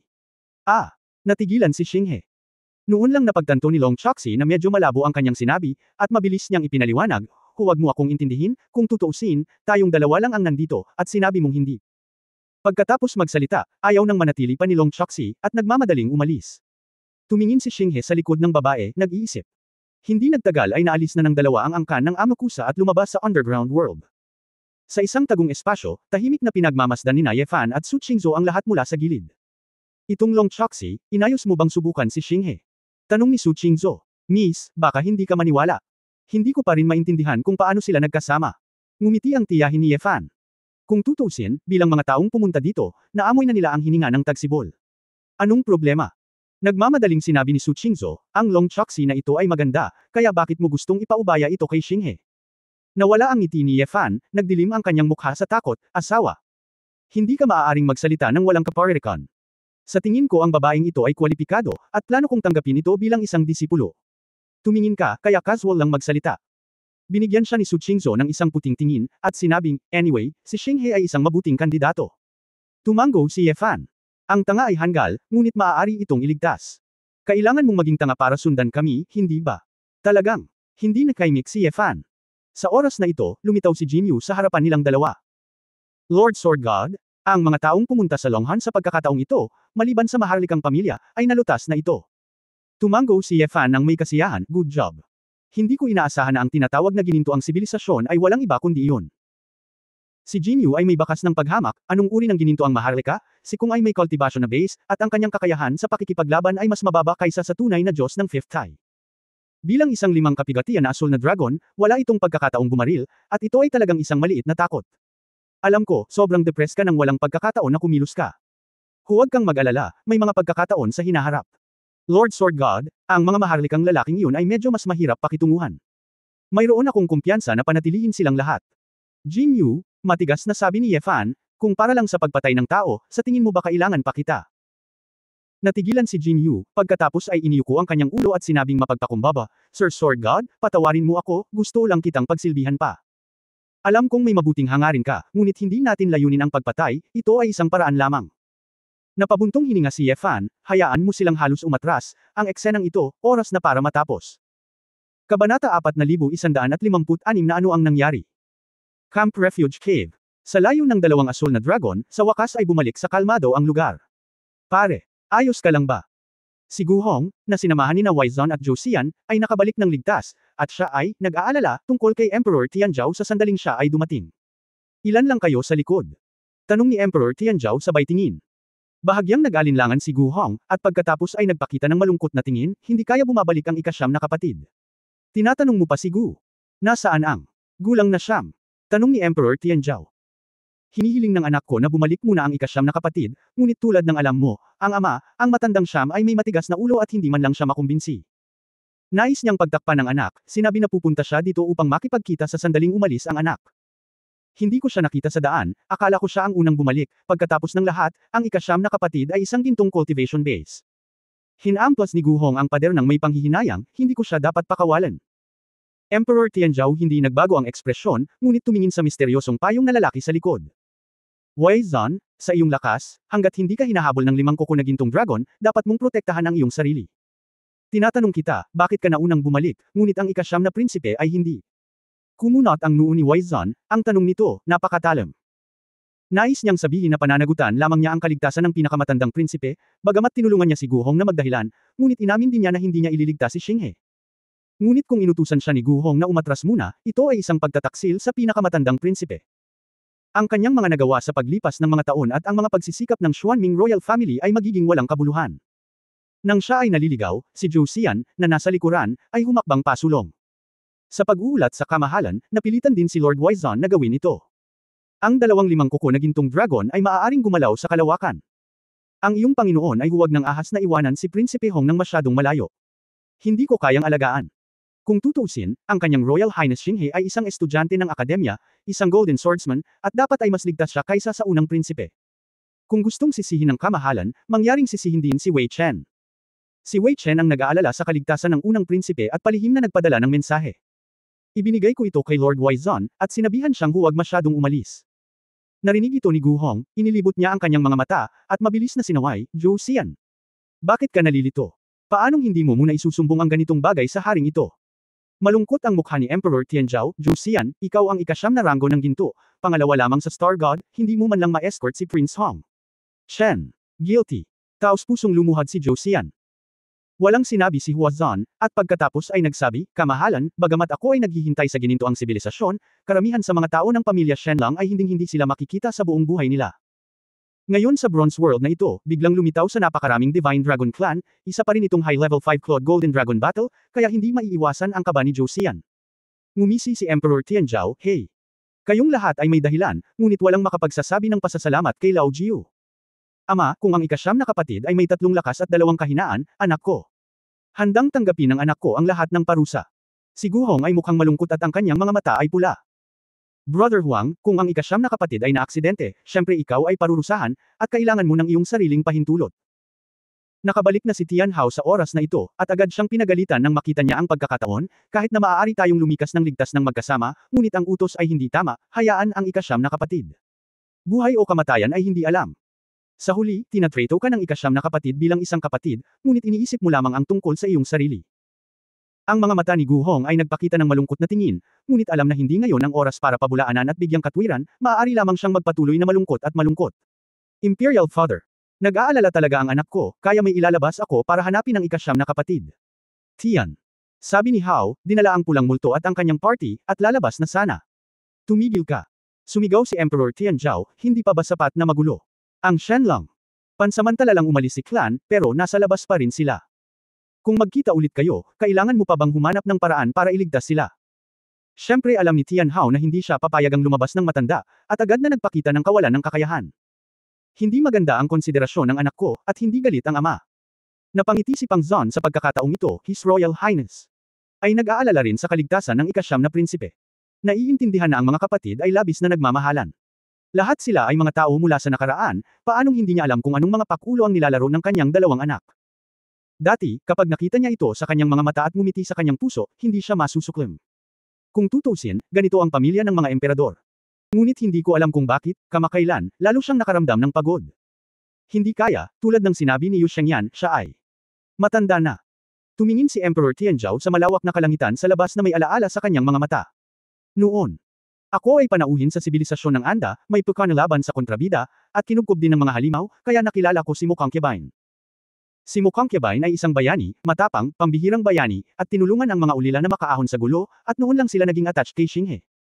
Sa paglipas ng mga taon, naging abala si Gu sa mga gawain ng gobyerno, at bihira siyang bisitahin. Kung sa pagkakataong ito, may problema si Xinghe. Mukha ni Gu, palem ni Mukhang Kebain. Nang madismaya si Emperor Tianzhao, tumalikod sa kanya ang dalawang figura. Lumitaw sa malayo. Xinghe. Ang ikasyam na prinsipe ay bumalik. Sa sandaling pumasok si Xinghe sa kuweba, hindi niya namamalayan na gustong magpugay. Nakita ko na ito dati. Hindi na kailangang magsaluduhan. Umakyat si Emperor Tianzhao upang alalayan siya, at nakangiting sinabi, mabuti ang bumalik, magandang bumalik. Si Xinghe ay mukhang naguguluhan, hindi naiintindihan ang nangyari. Mula nang mawala ng pabor ang kanyang ina na si Mukhang Kebain, matagal na siyang walang pisikal na pakikipag-ugnayan kay Emperor Tianzhao. Nang makita ito ni Gu Hong, medyo hindi siya mapalagay, at tumalon ang kanyang mga kilay. Bakas sa mukha ni Tian Hao ang kagalakan, at tuwang-tuwang yamakap kay Xinghe. Lao Jiu, maswerte at nakabalik ka ng ligtas, sabik na sabik ako sa palasyong ito. Kinagat ni Guhong ang bala at nag-alala, ikasyam na kapatid, ayos ka lang ba? Salamat sa iyo sa pagkakataong ito, kung magkamali ka, ang haring ito ay mananatili sa natitirang bahagi ng kanyang buhay. Nakakahiya. Ayos lang ako. Salamat kay Miss Chuoshi na kasama ko sa pagkakataong ito, mas ligtas na tayong dalawa na magsanib puwersa. Si Xinghe ay mukhang kalmado at hindi masyadong nagsalita. Anyway, ang panganay na kapatid ang may utang sa iyo sa pagkakataong ito. Kung may kailangan ng ikasyam na kapatid, sabihin mo lang. Umiling si Xinghe, huwag kang magalang, kuya, hindi ba okay lang sa akin? Ngumiti si Guhong at sinabing, kaya mo ang lahat. Okay. Tanong ni Emperor Tianzhao, Old Ninth, ang babaeng katabi mo ay ang babae sa tabi ng Sword God, tama ba? Long Choxi, nakita ko na ang kamahalan. Mapagpakumbaba na yumuko si Long Choxi. Okay, salamat sa pagsama sa ikasyam na prinsipe na makabalik ng ligtas, at may malaking gantimpala sa pagbabalik, sabi ni Emperor Tianzhao na may kontentong ngiti. Kamahalan, sinasamahan ko ang kamahalan Xinghe dahil gusto kong panuurin ang labanan ng 5 kuko na gintong dragon, hindi para sa gantimpala. It's your highness Xinghe, para mailigtas ang mga tao, hindi siya nagdalawang isip na ilagay ang sarili sa panganib. Ito ay talagang kahanga-hanga, karapat dapat kang gantimpala. Siya, sabi ni Long Choxi, nakatingin kay Guhong nang walang hiya. Pinapawisan nito si Gu Hong, at muling kinuyam ang kanyang mga kamay. Sumimangot si Emperor Tianzhao, "Oh. Lao Jio, sabihin mo kay Go ang totoo, ano ang nangyari noong panahong iyon?" Kabanata 4157 oras na para maglaro. Napabuntong hininga si Xinghe, "Pare, aksidente lang. Noong panahong iyon, ang kapangyarihan ng lupa ay nagdulot ng lindol at tayo ay nalibing, ngunit hindi ba tayo nakabalik ng ligtas? Sa ganoong uri ng larangan ng digmaan, walang sitwasyon ang maaaring kontrolin. Sa puntong ito, Urchin. Pinag-isipan ko ito bago ako pumunta." Sinabi ni Emperor Tianzhao sa mahinang boses, "Talaga, iyon lang." Matigas na sinabi ni Xinghe, "Talagang totoo." Sa ganoong desisyon, walang magawa si Emperor Tianzhao, napabuntong hininga lang siya ng bahagya. Lihim na gamaan ang loob ni Gu Hong. Kamahalan, ang pagtuklas ni Fei Mao na inilabas ng ministro ay nakadama na ng distansya sa libu-libong milya, at ang Qinglong ay nawala. "Maaari na akong lumabas mamaya," sabi ni Huang Zuo sa oras na ito. Si Emperor Tianzhao ay nasuffocate din sa kuweba, at bilang isang emperador, nahihiya rin siyang manatili sa ganoong lugar. Lumabas ang grupo at naghanda para ibalik ang kampo, at pagkatapos ay nakipag-ugnayan sa rescue team. "Aking Panginoon, gusto mo bang maghanda ng regalo at ipadala ito sa 9th Princess Mansion?" Tanong ni Zhou Xian. "Regalo? Bakit?" Tanong ni Gu Hong. Sa pagkakataong ito, isinakripisyo niya ang kanyang buhay para iligtas siya, at wala siyang masyadong sinabi sa harap ng kanyang kamahalan. "Malaki talaga ang naitulong niya," sabi ni Zhou Xian. "Hey! Zhou Xian, masyado kang maraming iniisip, kahit sabihin niya sa ama, ang ama ay papagalitan ng haring ito. Ano ang katayuan ni Lao Jio, ano ang katayuan ng haring ito?" Naglakas loob siyang saktan si Ben. "Hari, nagsasalita ng kalokohan, hindi niya matiis. Kung magbibigay ng regalo ang haring ito, aaminin niya ang kanyang konsensya. Higit sa lahat, dapat banggitin ng haring ito sa harap ng ama at emperador na ang bagay ng pagtatalaga sa kanya bilang isang prinsipe ay maaaring ituring na isang bagay ng kabutihan at katwiran." Sinabi ni Gu Hong ng masama, "Sa pagkakataong ito, ang sitwasyon ay espesyal. Si Lao Jio at ang haring ito ay may ilang intersection. Pagkatapos bumalik, sino ang papansin sa kanya? Tinataya na mahirap din itong makilala." Pagkatapos magsalita, lumabas si Gu Hong na nakangiti. "Yungib." Sumimangot si Zhou Xian at tumayo roon ng mahabang panahon. "Master Wizon, talagang isang magandang bagay para sa mundo na tulungan ang gayong hari." Hindi na umalis si Wizon, pinunasan ang kanyang misteryosong payong sa likod niya. "Ang mundo. Kanino mundo sa tingin mo ay pag-aari?" Walang pakialam na sinabi ni Wizon, "Ito ang mundo ng dakilang emperador Tianming, okay. Sinong emperador ang may huling say? Isa lang ang tinutulungan namin, at ito ay kapaki-pakinabang sa Xuanming Royal Family. Ang puppet, kung iisipin mo ito sa ganitong paraan, ang iyong puso ay hindi mabibigo." Tumango si Zhou Xian, ngunit bamantong hininga pa rin, nakakalungkot na ang mga disipulong iyon ng maharlikang pamilya ng Xuanming ay nag-alay ng kanilang buhay upang protektahan ang papi na ito. At ito sa parehong oras, isang anino ng dragon ang lumitaw sa kalangitan. Dinala ni Ye Fan si Su Qingzhou pabalik sa kampo. Sword God Patriarch. Tuwang-tuwa si Long Choxi at agad siyang binati. Bumalik na ang Sword God. Ligtas na ito. Naghiyawan ang lahat. Mukhang naguguluhan si Ye Fan, ano ang problema? "Patriarch, maniniwala ka ba? May dragon family talaga dito. At may asol na dragon." Tuwang-tuwang sinabi ni Long Choxi, "Noon pa lang, may dragon dito. 2 Asher Dragon ang nag-away, at nakita ko rin ang 2 Golden Dragon na may 5 kuko." Inunat ni Ye Fan ang kanyang kamay para sumenyas na huminto, "Paano ang mga nasawi ng ating mga tao?" "Patriarch, basta. Tayo lang. Umalis." 2 lalaki at isang babae ang lumapit para magreklamo. Nakasalubong din nila ang 5 kuko na gintong dragon, at nagawa nilang makatakas at makabalik. Long show, kaya, naging biktima ka." Nakangiting sabi ni Ye Fan. Si Emperor Tianzhao ay humakbang pasulong at nagsabi, "Kung titingnan ang hitsura ng Sword God, tila hindi nakakagulat na lumitaw ang Shenlong clan dito. Baka alam na ng Diyos na espada. Ang nakakagulat, Bronze Civilization, normal na magkaroon ng Shenlong clan ah." Tanong pabalik ni Ye Fan, "Huwag mong sabihin sa akin na hindi pa kayo nagkikita." Nagulat ang lahat, paano ito naging normal? Ang pamilyang Shenlong, kahit nasa sibilisasyon ng Shenqi, ay napakabihirang, bakit ganoon ang sinabi ng Diyos ng espada? Tanong din ni Pang Zon. "Kahit sa mga tansong sibilisasyon na napuntahan ko, ang Shenlong clan, Xuanming, Suzhou, at Baiho ay karaniwan. Ikaw na mismo ang nagsabi, bihirang makita ng sibilisasyong Shenqi ang Shenlong clan, hindi dahil nagpunta sila sa iba pang mga sibilisasyon." Si Ye Fan ay nagsimulang magsalita ng malaya, hindi siya nagsisinungaling, gayunpaman, ito ay karaniwan sa Watai. Nagkatinginan ang lahat ng may pagkadismaya, mukhang tama, dapat maghanap ng matitirhan ang halimaw di ba? Kung gayon bakit ito ay isang tansong sibilisasyon? Tanong ni Tian Hao. Napakasimple, kung ikaw, gusto mo bang manatili sa isang mapanganib na lugar o isang ligtas na lugar? Nagkibit balikat si Ye Fan, "Kayong mga gintong maharlika ay hindi masyadong tumatangkilik sa sibilisasyong tansu, at natural na ang mga banal na hayop ang pinakaligtas dito. Bukod dito, ang tansong sibilisasyon ay patuloy na sinisira at isinilang, na nangangahulugan na ang ilang mga bihirang kayamanan ay patuloy na lilito. Kayo, ito ay dahil napakakaunting mga lugar na mapupuntahan, kaya kayo nagkakagulo. Sumimangot si Emperor Tianzhao. Sabi, may ganoong bagay. Hindi pa narinig ni Gu ang tungkol dito, ang halimaw ay gustong pumunta sa tansong sibilisasyon.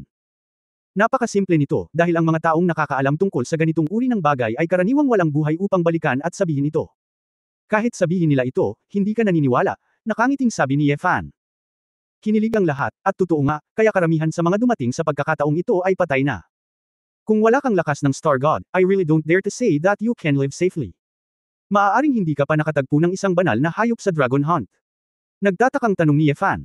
Kahit isang beses o dalawang beses, ang sukat na ito ay hindi naririnig, umiling si Pang Zon. Okay lang, mas tatakbo ka pa sa Bronze Civilization sa hinaharap, magkakaroon ng maraming kasiyahan tulad nito, masayang sabi ni Ye Fan. Nagtawanan ang lahat, iniisip na naghahanap ka ng kasiyahan, hinahanap namin ang kamatayan. Nga pala, saan napunta ang Qinglong na binanggit mo? Gusto kong maglaro. Nakangiting sinabi ni Ye Fan, ang antas ng biktima na ito ay angkop para sa akin upang manghuli. Sword God, tumigil ka sa pagbibiro, how dare they investigate Qinglong saan ka pupunta? Sabi ni Su Qingzhou. Sumasang-ayon ang lahat na ito ay mas normal para sa Diyosa ng kapalaran. Walang magawang sinabi ni Ye Fan, bueno, kung nag-aalala ka sa panganib, papaalisin muna kita. Kung gayon, guguluhin ko ang Diyos ng espada. Gustong umalis agad ni Emperor Tianzhao, ayaw niyang pumunta rito kung siya ay bugbugin hanggang mamatay. Casual na gumuhit ng dalawang Dragon Shadow Fragment si Ye Fan. Ang isa ay diretso sa Dragon Domain, at ang isa naman ay papunta sa City of Fate. Ang doble kamay na portal na ito ay muling nagulat sa lahat. Man, maaari ka pa ring maglaro ng ganito. His Royal Highness, kung gayon. Umalis na tayo, nakangiting sabi ni Long Choxi, nakatingin kay Xinghe. Matapos mag-alinlangan ng kaunti si Xinghe, bigla niyang tinulak ang isang bagay sa mga kamay ni Long Choxi. Ito ay para sa iyo. Nagulat si Long Choxi nang makitang ito pala ay isang maliit na piraso ng puting taisoy. Ito, hindi ba para sa asawang si Mo? Naghiwa ako ng maliit na piraso bago ako umalis. Salamat Miss Choxi sa pagsama sa akin sa panganib. Ibinigay ni Xinghe, magkakaroon ng hinaharap. Nakaramdam si Long Choxi nang hindi maipaliwanag na kagalakan sa kanyang puso. Medyo panghihinayang. Kamahalan, minsan ang pagiging masyadong mabait ay hindi magandang bagay. Alam kong napakatalino mo talaga, ngunit kailangan mong mag-ingat at mag-ingat. Pagkatapos magsalita, nag-teleport si Long Choxi. Malalim ang mga mata ni Xinghe, at matapos makitang nawala ang likod ng babae, tumalikod siya at sumaludo kay Ye Fan, at sumunod. Matapos mapaalis ang lahat, si Ye Fan at ang kanyang asawa na lang ang naiwan. Miss, sa tingin mo ba maniniwala sila? Imposibleng walang pagdududa. Sinabi ni Su Qingzhou, kung tutuusin, ang impormasyon tungkol sa Bronze Civilization na pinasikat ng templo ay naging common sense sa mahabang panahon. Kaya lang, kahit nagdududa talaga sila, walang ebidensya na may kinalaman ka sa mga dragon na ito. Ang pinakamahalagang bagay ay ang nangyari ay parang walang magandang may dudulot sa iyo. Sa tingin nila ay wala silang anumang motibo, kaya wala na. Sa tingin ko, tumango si Ye Fan, magagawa lamang ito ng paunti-unti, talagang imposibleng ibagsak ang teorya ng templo ng sabay-sabay. Kung gayon, ano ang susunod mong gagawin, Mrs.? Mapaglarong ngumiti si Su Qingzhou, bago ang Dragon Hunt sa loob ng ilang araw, nakahanap ako ng oras para makilala ang isang tao, at ngayon, oras na para maglaro. Kabanata 4158 napakahirap ba? Nakinig si Ye Fan na may malaking ulo, asawa, pareho na tayong matanda at may asawa, kaya hindi na kailangang ipagkanulo ako. Sinasabi ko sa iyo, hindi mo rin siya kilala, siya ay isang negosyante ng sibilisasyong Anda, Su Qingzhou Road. Negosyante. Kapaki-pakinabang ba yun para sa gagawin natin ngayon? Kakaibang tanong ni Ye Fan. Huwag maliitin ang mga negosyante. Sa katunayan, kahit ang mga bituing Diyos ay hindi maiiwasan sa buhay at nangangailangan ng material na mga mapagkukunan. Ang pera ay maaaring walang silbi sa lumikha, ngunit para sa lahat ng nilalang sa labas ng lumikha, ito ay hindi maiiwasan. Maraming beses, hindi ang mga makapangyarihang tao ang maaaring magmaneho ng mga tao, ngunit ang pera. Mga negosyanteng marunong sumayaw gamit ang pera, ang kanilang kapangyarihan ay lampas sa iyong imahinasyon. Umiling si Su Qingzhou. Umiling siya, kalimutan mo na, walang kwenta ang sasabihin ko sa iyo, anyway, I have my plans. Ikaw, ang Long Choxi na yun, kung gusto mo talagang panatilihin ito, dapat mong siguraduhin na walang problema. Nakikita ko si Xinghe at siya. Parang medyo concubine, pero huwag mong sirain ang malaking bagay dahil sa pagkakakilanlan ni Long Choxi. Medyo seryoso rin si Ye Fan, kung hindi mo sasabihin, may plano din ako. Sa pagkakataong ito, pupunta ako sa Long Show. Ito ay isang pampaganya na pagsusulit para sa kanya, at pagkatapos kong bumalik, ito ang pangunahing ulam. Ang mag-asawa ay may kanya-kanyang iniisip, ngunit hindi sila nagmamadali. Sa bastos na kahilingan ni Ye Fan, ang dalawa ay nagtagal sa mundo ng mga espada ng ilang araw bago natapos ang pangangaso ng dragon. Sa kabilang banda, sa sandaling bumalik si Ye Fan sa Longcheng, nalaman niya na ang balita ng enkwentro sa Shenlang clan sa Dragon Hunt na ito ay kumalat sa buong lugar. Nagkaroon ng maraming usapan tungkol dito sa mga lansangan. Sa katunayan, dahil ang pangyayaring ito mismo ay kakaiba, at ito ay taliwas sa paglalarawan ng tansong sibilisasyon sa templo, kaya ang mga opisyal ng mga pangunahing sibilisasyon ay hindi nagbigay ng anumang mga komento. Kaya lang pagkatapos ng napakaraming tao na namatay, sila ay mga batang talento pa rin, kaya kailangan mo silang bigyan ng paliwanag. Bilang resulta, ang Bronze Civilization ay lubhang mapanganib din, at ang balita na makakatagpo ito ng mga Divine Beast ay unti-unting kumalat sa lahat. Siyempre, ang artikulong ito lamang ay hindi sapat upang mabaligtad ang pananaw ng lahat sa tansong sibilisasyon. Alam ni Ye Fan na malayo pa ang kanyang lalakbayin at hindi siya nagmamadali. Sa pagtatapos ng long hunting trip, bumalik din si Long Choxi sa mga lumang araw. Kaya lang, siya, isang tagalabas, ay muling nabuhay, na medyo hindi nasiyahan sa mga miyembro ng pamilya at mga kamag-anak ng mga namatay. Sa nakalipas na ilang araw, nakatagpo si Long Choxi ng lahat ng uri ng mapanuksong tao araw-araw. Sa loob ng Shenlang Royal Family, palaging hinihikayat na ang mga tribo ay gumamit ng mga labanan upang malutas ang ilang mga salungatan. Siyempre, ito ay limitado lamang sa parehong antas, kung hindi ginto ay talunin ang tanso, ito ay isang patayan. Si Long Choxi ay hindi natatakot sa mga bagay-bagay noon, ngunit ngayon ay masasabing hindi siya tumatanggi. Matapos makakuha ng ilang payo mula kay Ye Fan, ang kanyang layunin sa espada ay naging mas mature, at ang kanyang pangunawa sa mga espada ay lumalim. Sa makatuwid, sa harap ng iba't ibang panloob ng mga disipulo na may katulad na paglilinang, hindi siya nahirapan sa pagharap sa kanila. Ang ganitong high-intensity sparring ay talagang nagpaabot ng bagong antas ng Long Choxi sa loob ng ilang araw pagkatapos bumalik. Gayunpaman, si Long Choxi ay may ilang panghihinayang sa kanyang puso. Ibig sabihin, ang patriarch ng sarili niyang sword god, ay hindi na siya hinanap pagkatapos niyang bumalik. Mukhang hindi ako isang mabuting lingkod. Nakaramdam ng pait si Long Choxi. Buti na lang at wala akong masyadong pag-asa kaya hindi ako masyadong mabibigo. Sa araw na ito, pagkatapos na harapin ang dalawang elite sa loob ng sekta na dumating upang haminin, bumalik si Long Choxi sa kanyang bakuran gaya ng dati. Pagpasok pa lang niya ay may narinig siyang boses ng lalaki sa loob. Dahil huling dumating sina Ye Fan at Long Kaikong, walang nang ahas na guluhin ang magandang balo na si Long Linlang. Sino kaya ang lalaking kumain ng abdo ng isang lobo na leopardo? Sumugod si Long Choxi, ina. Pagbukas pa lang niya ng pinto, napatulala siya nang makita niya ang eksena sa loob. Elder Ziyang. Ang taong nakaupo doon na umiinom ng tsaa ay si Long Ziyang pala.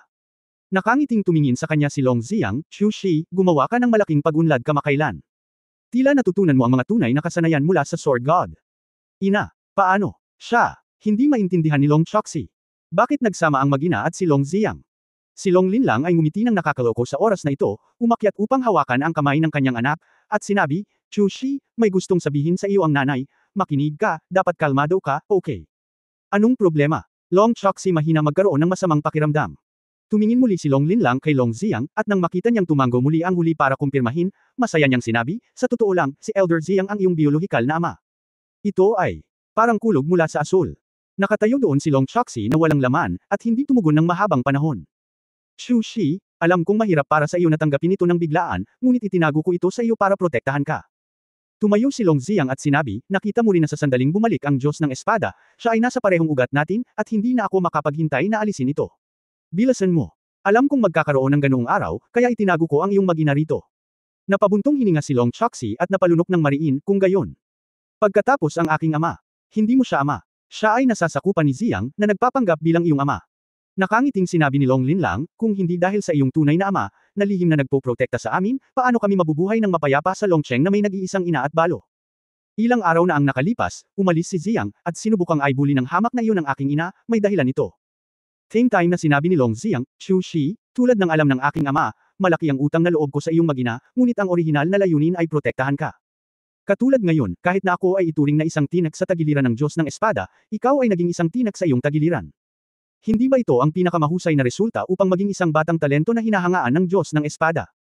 Napaupo si Long Choxi na paralisado sa upuan at natahimik ng mahabang panahon.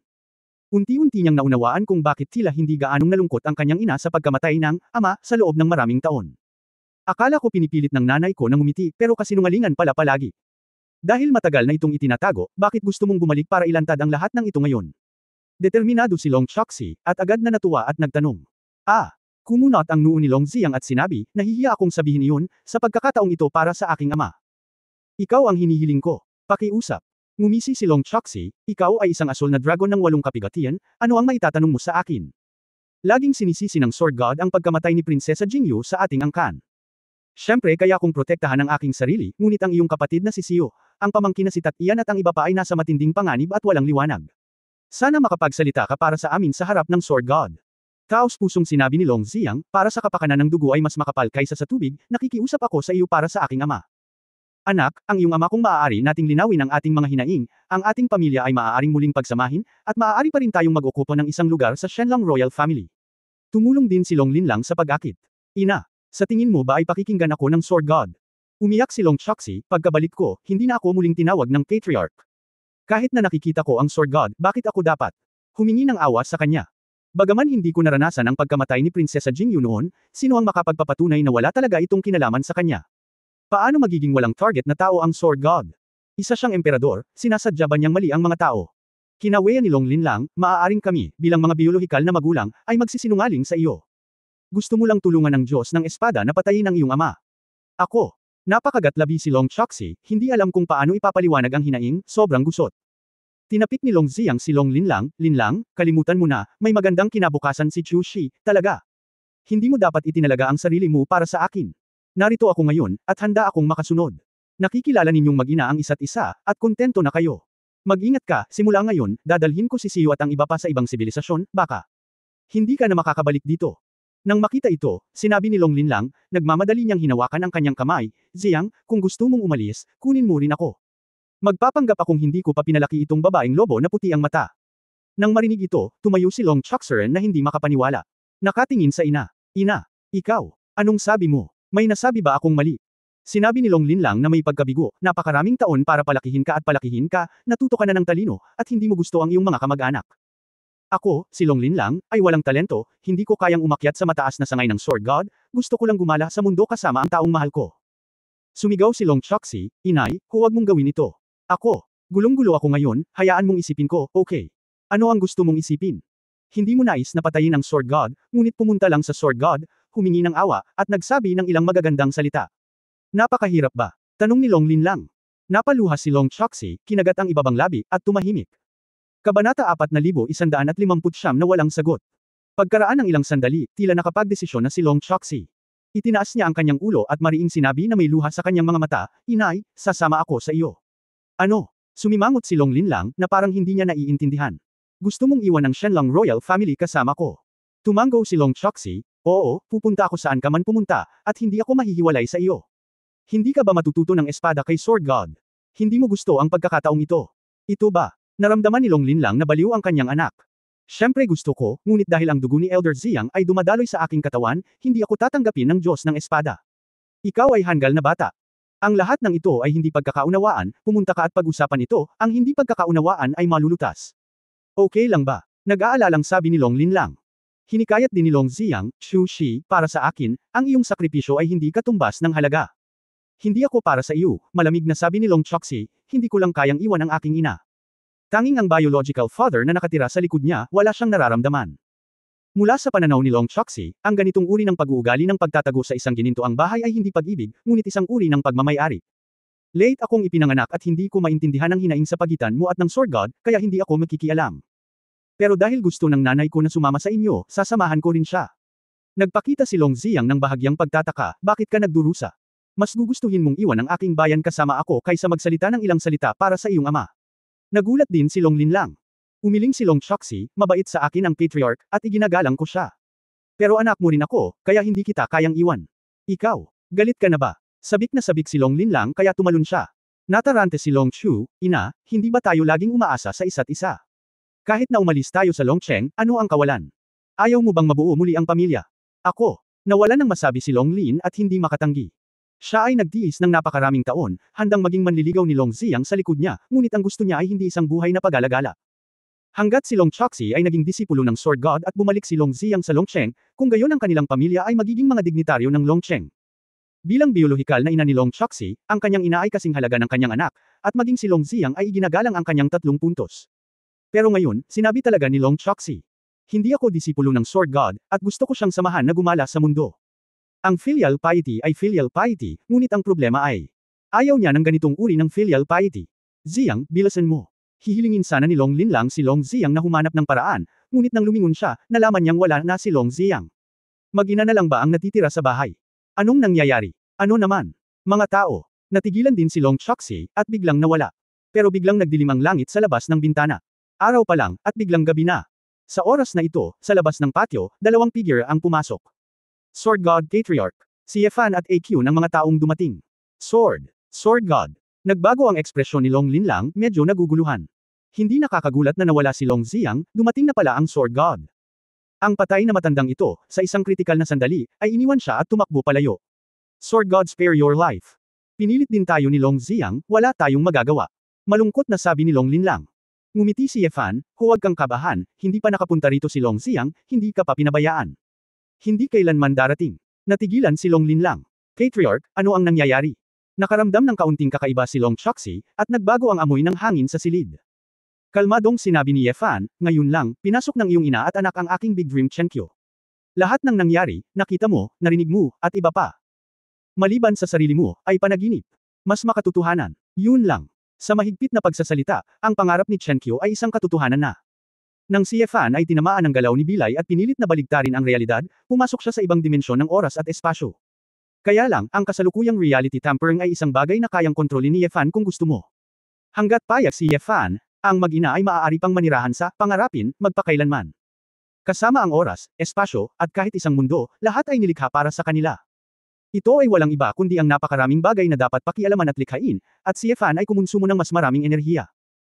Mula sa isang tiyak na pananaw, ang dakilang panaginip na Chenkyu ay isang komprehensibong pagpapakita ng mga kakayahan ng Nine Tribulations Azure Dragon, at hindi ito maisa sa katuparan kung wala ito sa tunay na kaharian ng lumikha.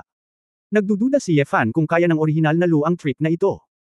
Pagkatapos ng lahat, kung magagamit ang trick na ito, makatuwiran na magkakaroon ng higit pang mga solusyon sa labanan ng Juyuan. Ito ba, mind control?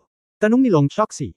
Umiling si Yefan, hindi, kahit na kaya ko, ngunit sa pagkakataong ito, gusto kong makita ang iyong tunay na pagmumuni-muni at iniisip, kaya hindi ko na-control ang sinuman sa inyo. Lahat kayo ay natural na pumasok sa mundo ng panaginip, ngunit hindi ninyo ito napansin. Iyon lang. Paano ito? Hindi ko talaga nararamdaman, nalilitong sabi ni Long Choksi habang nakahawak sa kanyang noo. Kung hahayaan kitang mapansin ng madali, hindi ba ako mahihiya? Nakangiting sinabi ni Yefan, sa totoo lang, ang pangarap na ito ay nagsimula kasing aga ng labanan sa pagitan mo at ng huling naghamon.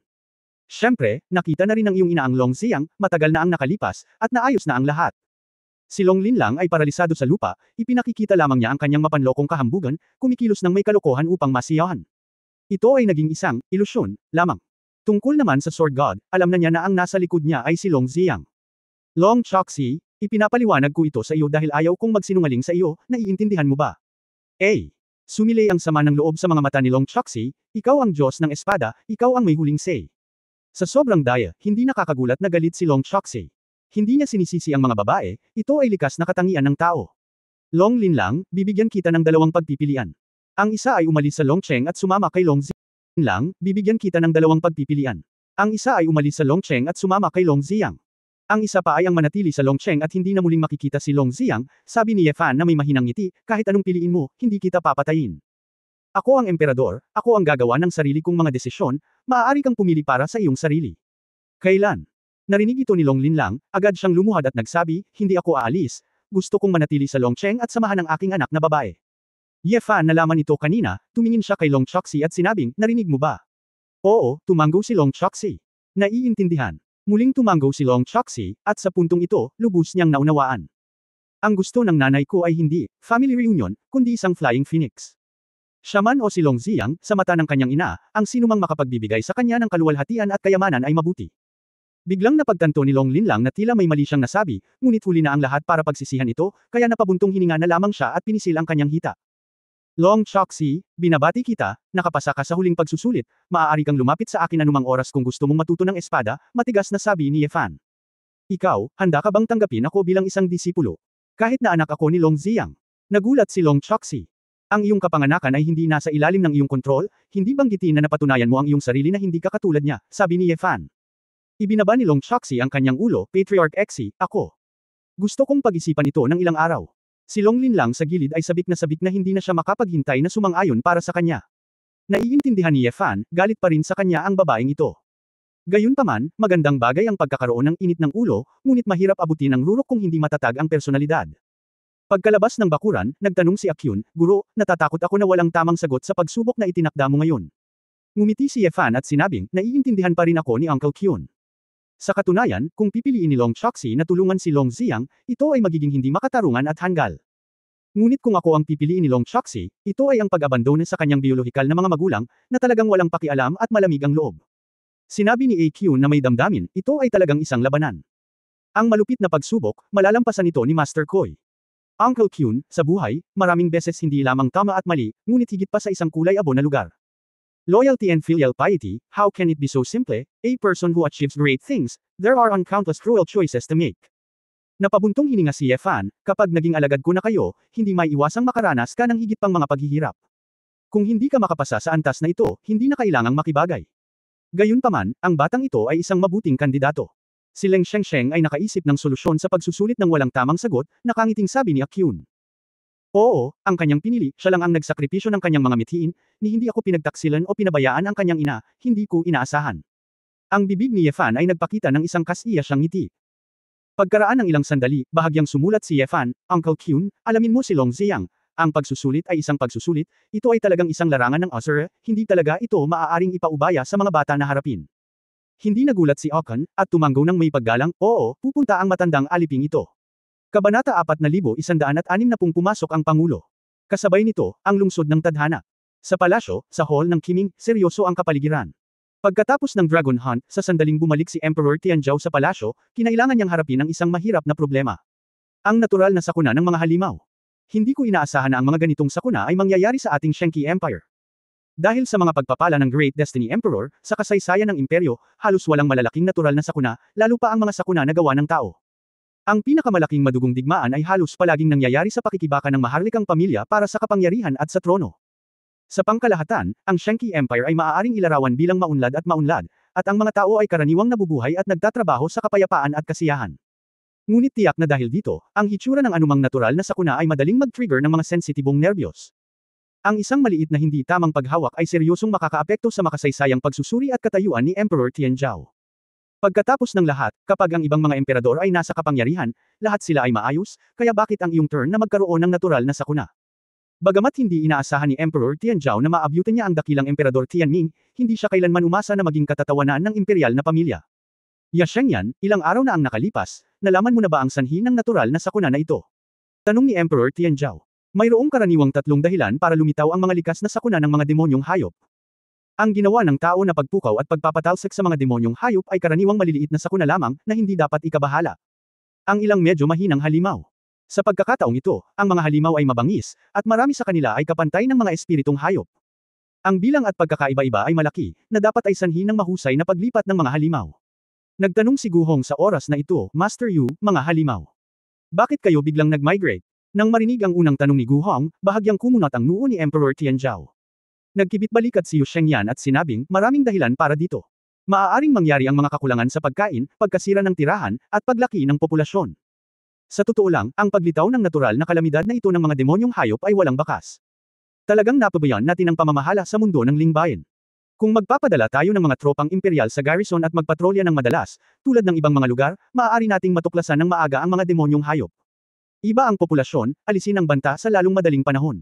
Ang kakaibang sinabi ni Prinsipe Tianhao, Ama, bakit hindi kami nagpadala ng mga tropa sa Tagaytay? Hey! Hindi man lang alam ng prinsipe ang tungkol dito. I don't know enough. Sinamantala ni Guhong ang pagkakataon para ngumisi.